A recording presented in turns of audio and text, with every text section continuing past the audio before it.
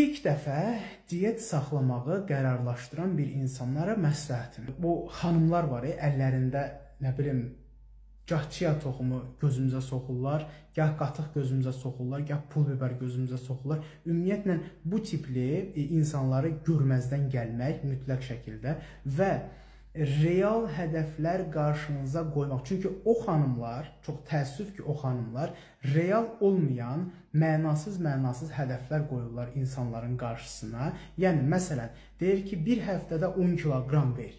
Bu real hədəf deyil. Bu hədəfi hədəfləsəz siz məyus olacaqsınız və heç vaxt problemin sizdə olduğunu düşünəcəksiniz.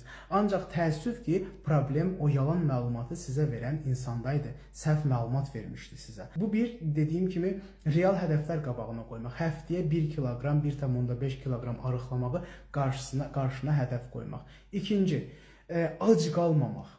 Qətiyyən ac qalmamaq. Yəni, səhər durum yeməyim, daha az yesəm, daha tez arıqlayacam. Bu prinsipi unutmaq.